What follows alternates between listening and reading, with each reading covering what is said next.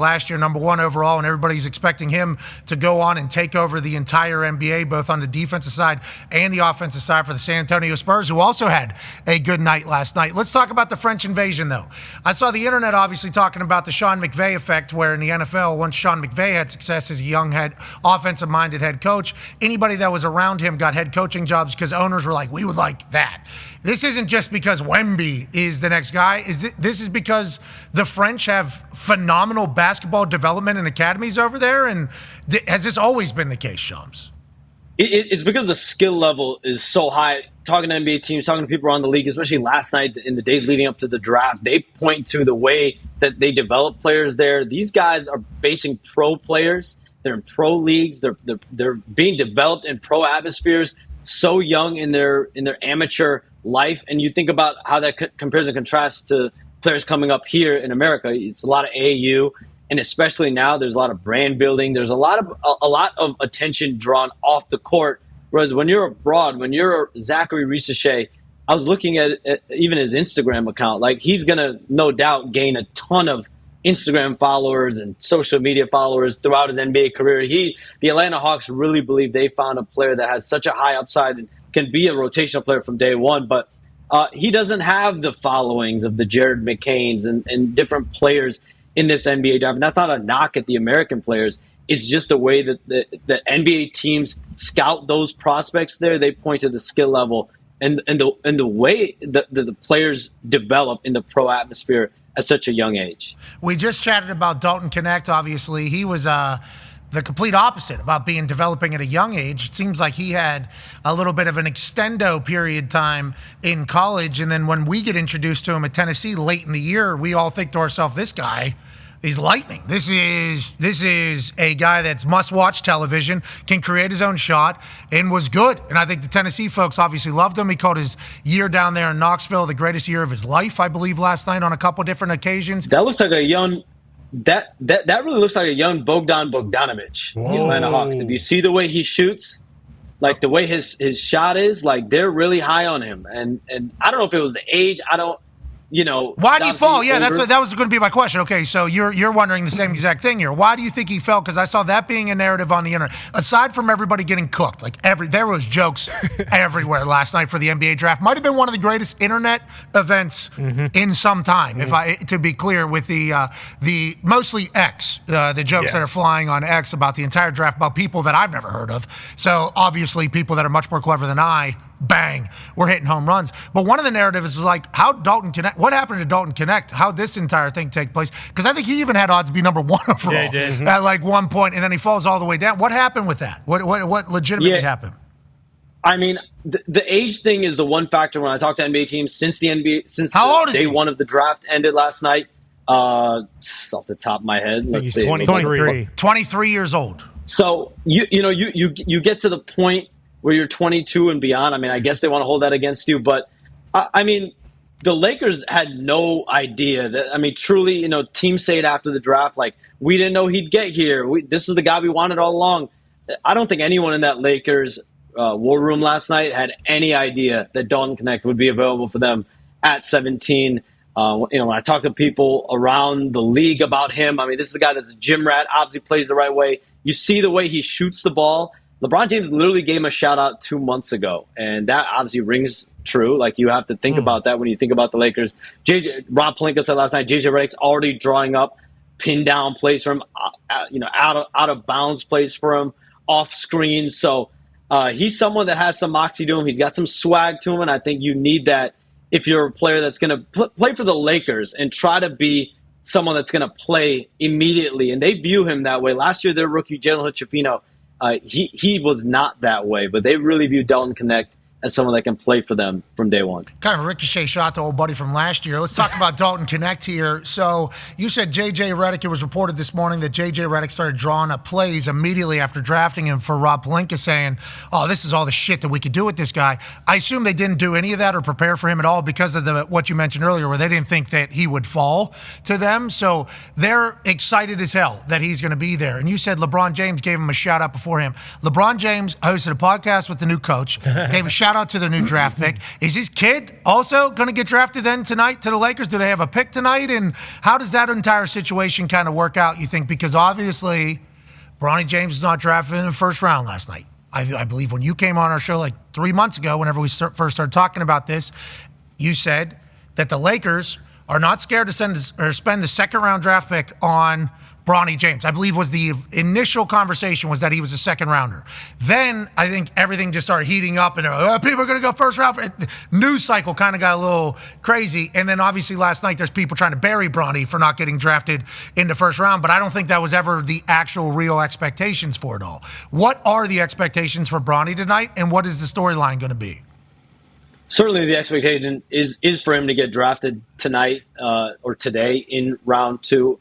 For everything around Bronny James throughout this pre-draft process, his agent Rich Paul at Clutch Sports, it's been about investment. Finding a team that's willing and wants to invest in multi-year contract in him. He worked out for 2 NBA teams, Pat. I think we talked about this on the show, I want to say a month ago. The Phoenix Suns, who had the 22 pick, they moved back. They got 28. They have a pick in the second round as well. We'll see what they do with that. The Suns and the Lakers, those are the 2 teams, and that was intentional, finding teams that believed in him, wanted to invest a multi-year contract in him.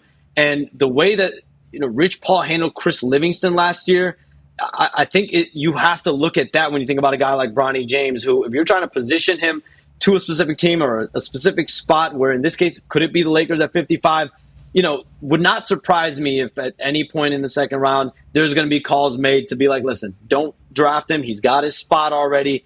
Let him continue to pass you by, because I think the way that they've handled this process from the beginning is it's not going to be just a two-way contract or a question of where he's going to end up in the G League or whatever. It's being on the roster and being on a multi-year contract, and I expect that to be the case for Bronny James. The question is where. And obviously, going into the second round, talking to NBA teams, 55, if the Lakers are there and Bronny's still on the board, that's the guy that a lot of people expect at 55. But we'll see if anyone is shrewd enough or believes in Bronny James enough today as this draft goes on to really step up for him with that investment. Okay, so Rich Paul is telling people don't draft him because there were stories coming out like he wouldn't go work out. Like teams were asking for him to work out, and it was hard to get him in the building, they were saying. And then I guess that's what happens when you have Rich Paul as your agent. Like that type of thing can work because of the relationships he has around the league and the say he has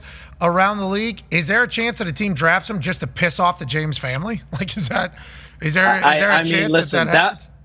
That would be bold. I mean, listen, I can't lie. I've heard in the last few days, teams being like, hey, like, what if we just use our mid-second round pick on Bronny James and just see how it goes and see the development. But I think that relationship with the agency, and obviously, if you don't have that investment or have had that conversation about where you stand with Bronny James, awesome. I think that does play a part. That does play a significant role. And obviously, when you draft someone like Bronny James, there's more to that, right? Like, where do you play him? Where is his placement? What do you view as his future? And him going to Phoenix and going to Lakers, utilizing their positioning in the NBA. Yeah. Hey, we've given the NBA enough. So this is right. We're in this thing, and that's how everybody's going to take this entire situation. And if it ends up with him working out with the Lakers, it's going to be a beautiful story. Everybody's going to media's going to use it. The NBA will use it. Mm-hmm. Obviously, the Lakers will hope that it'll work out well. And if LeBron stays at the Lakers, right, there's no chance LeBron's leaving the Lakers at this point, right? The Lakers, I mean, we talked about this, I think the day after the Lakers season ended. We talked about Darvin Ham. We talked about how LeBron James expects to play up to at least two more NBA seasons, up to 2 seasons, and that the Lakers have interest and want to draft Bronny James. They know the vision that LeBron has had. He's spoken about it publicly. But at the end of the day, the way Rich Paul has handled Bronny James' pre-draft process is identifying the teams, whether it's Phoenix, the Lakers, if someone else comes about in the second round that wants to give him that investment. So is LeBron staying? LeBron's staying with the Lakers then? That's what it sounds like. He's opting in? I think all signs have obviously looked at the Lakers as the team, because you look at the landscape around the league, which team – there's not many teams with cap space this summer that make sense for a guy like LeBron James. Is he going to go to a Philadelphia?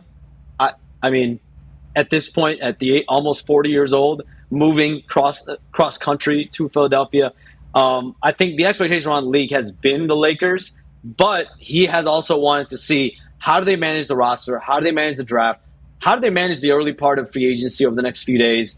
That's going to be very important. The Lakers have other decisions they have to make and wait on. They're waiting on D'Angelo Russell to opt in or opt out of his contract this weekend.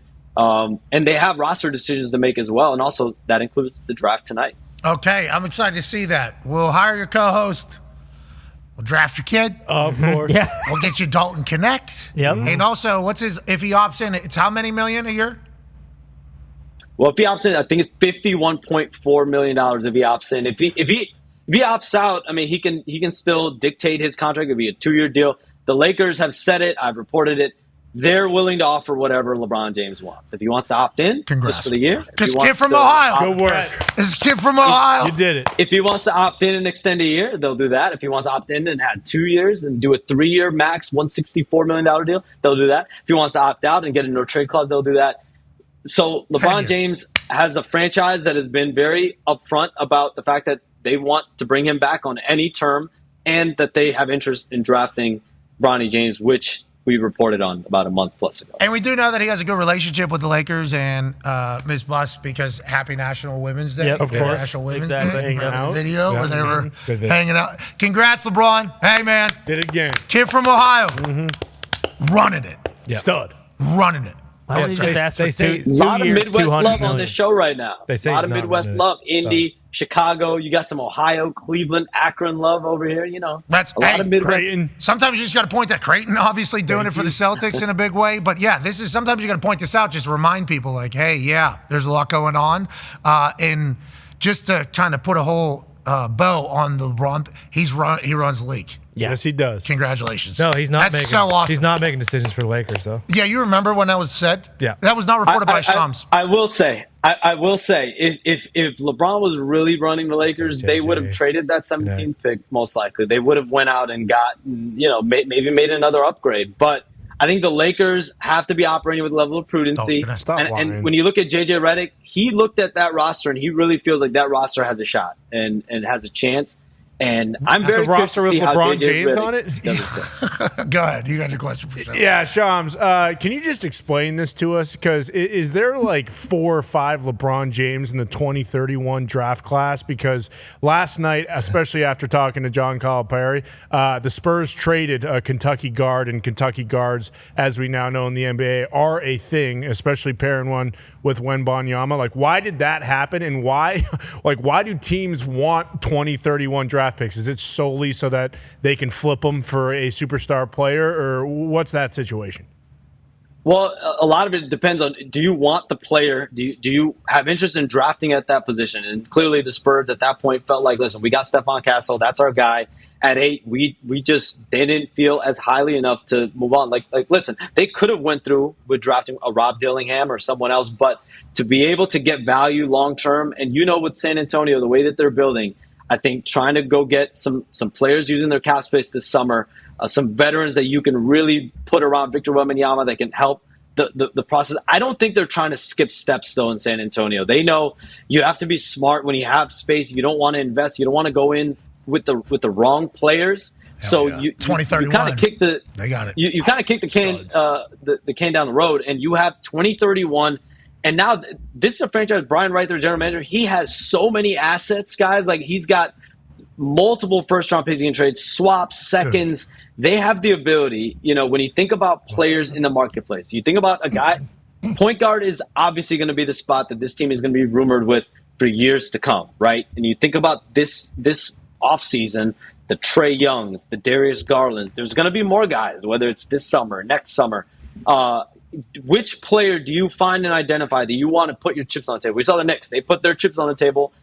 5 first-round draft picks for Mikal Bridges. 5. Which player will the Spurs find that they want to put their chips in? And I think that's the question they're going to have this summer and next summer, depending on how this franchise moves forward. But that was really what that was in a lot of ways, is giving yourself flexibility. Yeah, and the fact, that in 2040, the picks that you have is like so many. Oh, yeah. It's huge. So if you mess up the 2031 draft, the 2040 draft is like right around the corner. Right.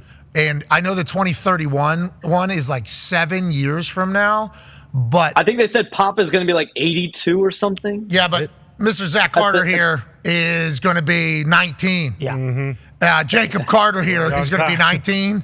He's 6'7", 275 at the age of 12. Okay, so he is potentially who they were trading the 2031 pick for. You know, and what I don't know if they're going to have that pick in a couple of years, Pat. You don't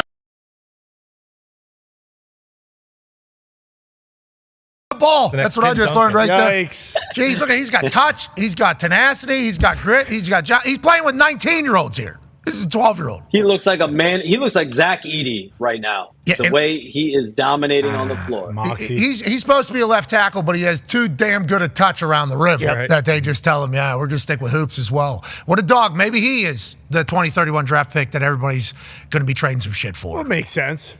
It does. Jacob's a dog. Everybody knows it. All right, Shams, we appreciate the hell out of you. We'll talk to you tomorrow, hopefully, after what takes place tonight.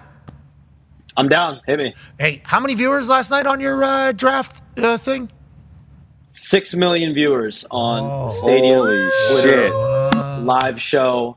6 million. We had 9.5 million last year, Pat. I will add that. Yeah. And you know, 6 I'm million. happy about that. That's almost the NHL Game 7. Yeah, more than World Series. 6 million. Holy hell. Can we get to 10? Can we get to 10? Can we get to 10? You combine day 1, you combine day 2. Last year for day 1 and 2 it was 9.5 million. And for that 6 million thing, they're not combining anything else. No. No, that is just eyeballs. Holy shit.